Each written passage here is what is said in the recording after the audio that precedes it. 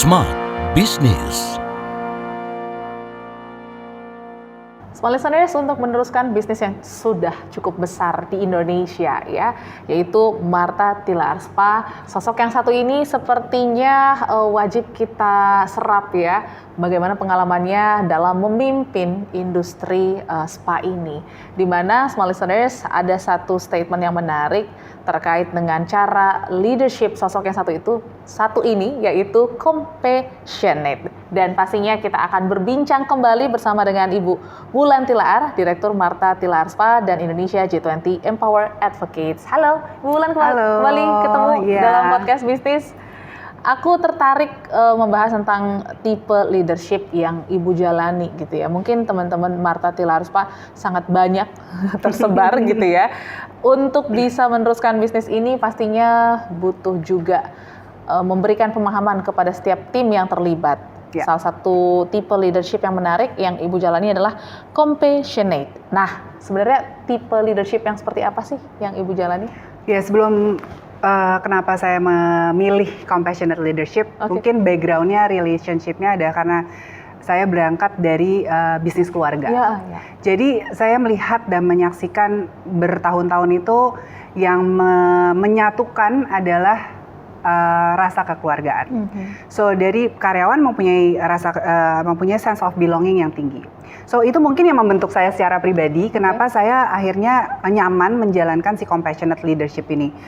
Compassionate leadership ini sebenarnya gaya kepemimpinan aja yang memang bukan mengutamakan ya, tapi ya mengedepankan rasa bela rasa atau what you feel, I feel too. Basically gitu deh. Jadi kayak apa yang kamu berdiri di sepatu orang lain, gitu ya. Jadi itu saya rasa, dan saya rasa semua bisnis sama sih. Mau bisnis apa aja, semua tergantung orangnya. Ya kan, kecuali nanti bisnis by robot ya, atau by AI nanti ya, itu mungkin another level lah. Tapi yang sekarang apalagi di spa, yang tadi saya katakan itu semua itu adalah transferring energy, kemudian service excellence. Jadi itu semua hubungan manusia yang sangat personal kalau bisa. Dan sebenarnya setiap manusia tuh seneng kan kalau dimanusiakan. Jadi kalau orang Jawa tuh mau wong ke wong gitu ya, memanusiakan manusia. So itu yang saya pikir sangat relate. Mungkin saya juga Cancer, apa hubungannya saya nggak tahu. Tapi jadi itu saya juga kepengen apa yang saya ingin rasakan, ya saya berikan kepada orang lain. So if my employees happy, happy di sini bukan material aja, tapi gimana dia fulfill, merasa konten, dia bisa mengembangkan diri, dia merasa nyaman. So that's also my happiness gitu. Dan kalau kita sudah berada di frekuensi yang sama, apapun kita bisa achieve. Dan itu sudah saya buktikan pada waktu pandemi. Gitu, gimana bisnis semua porak-poranda, terutama spa kita nggak bisa sama sekali. Karena itu langsung kontak dengan tubuh manusia. Jadi kita tutup tuh benar-benar 4 bulan tuh tutup, sama sekali nggak ada. Jadi mantap aja tuh, makan tabungan aja gitu ya. Cuman ya bagaimana membawa kapal ya, saya selalu bilang tuh kapal kita ini supaya tetap berlayar gitu. Ya bisa aja sih kalau seorang yang otoriter ya bilang ya nggak mau tahu, lo kerja aja gitu. Bahkan saya juga dengar bos-bosnya nggak pernah masuk tapi karyawannya suruh kerja semua gitu kan, dengan COVID yang sangat tinggi gitu. Kalau saya itu nggak relevan gitu loh. Lalu saya harus masuk, ya kamu masuk, saya juga harus masuk. Jadi kita emang masuk, tapi memang diatur ya gitu. Jadi banyak hal yang kita lakukan bersama-sama. Efisiensi, semua kita lakukan. Kita harus berjualan apapun yang bisa kita jual, mulai dari kosmetik, dari herbal drinks, dari hand sanitizer. Mereka menjual, saya pun menjual. Jadi mereka melihat bahwa ibu juga berjualan gitu loh. Nah itu yang membuat saya rasa kapal saya tetap berlayar. Gitu. Jadi saya rasa itu bisa dari bisnis manapun ya. Kalau dia melihat leadernya melakukan hal yang sama, kenapa saya enggak? Itu akan sangat mudah untuk yaitu rasa bela rasa dan compassion itu yang membuat kita bisa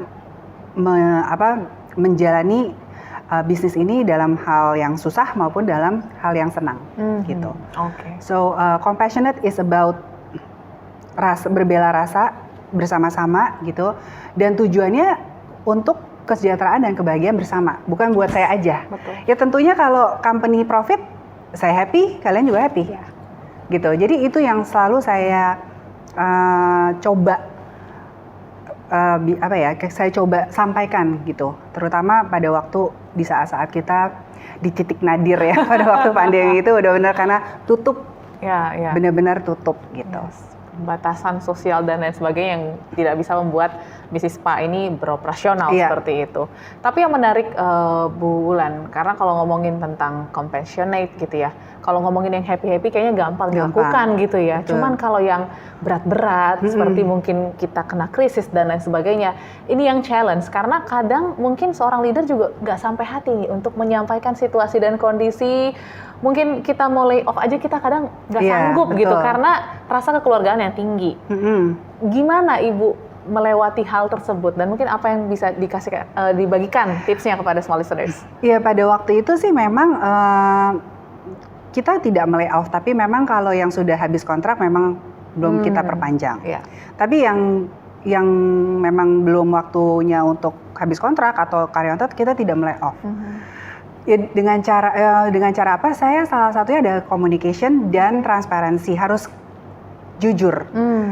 Tapi ya itu harus dilakukan, gitu ya. Mungkin dan itu kita sampaikan. Nah itu transparansi dan komunikasi. Ya akhirnya mereka berpikir, kita ajak mereka berpikir. Oh ya udah nggak apa-apa Bu, kita akan ikut Ibu. Dia bilang gitu ya. Dan itu menurut saya suatu hal yang paling membahagiakan dan mengharukan ya, karena semua orang mau, ya itu mungkin karena sama-sama berat dipikul dengan dijinjing ya, gitu. Jadi dengan cara itu saya rasa itu yang membuat kita survive pada waktu pandemi, selain memang makan tabungan kita yang akhirnya habis gitu loh. Tapi ya akhirnya kita bisa survive. Jadi menarik ya.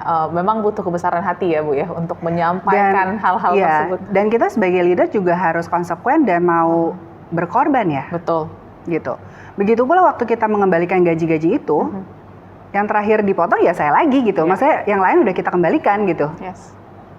Ya, jadi itu yang memang harus kita lalui gitu untuk menjadi seorang leader ya. Dan itu nggak mudah loh Mbak, beneran. Karena mungkin banyak di luar sana yang masih juga mementingkan ego sendiri ya Bu ya, as a leader. Dan menganggap ya timnya itu memang hanya sebatas rekan kerja. Iya, emang ya udah kamu kerja aja buat saya gitu kan, gitu. Ya. Ini yang mungkin challenge ya untuk para pebisnis di luar sana. Dan tadi Bu Wulan juga katakan ya bahwa memang tipe leadership seperti ini kan memang mementingkan kekeluargaan dan juga pastinya kebersamaan. Tapi kita juga nggak boleh lupa nih tentang margin, kita nggak boleh kesampingkan hal itu untuk sustainability bisnis kita. Gimana untuk menyelaraskan dua hal ini? Iya. Tadi kembali lagi semuanya tergantung dengan manusianya dan bagaimana kita menciptakan suasana kerja yang kondusif. Jadi kalau once kita udah satu frekuensi, itu akan lebih gampang untuk tap in. Nah kemudian ya untuk menyeimbangkan ya memang ada motivasi. Jadi kayak kita misalnya kita bikin apa ya namanya, bukan kuis ya, kayak pertandingan gitu, kayak jadi misalnya 3 sekian lagi gitu misalnya targetnya, ayo kita capai, bagaimana caranya untuk kita ke-push gitu kan. Nah kita jadi sebagai leader jadi sebagai cheerleader juga sih, tapi juga mengingatkan udah berapa yang masuk, udah berapa gitu. Jadi mau nggak mau semuanya tuh bergerak untuk satu tujuan, mencapai si target itu.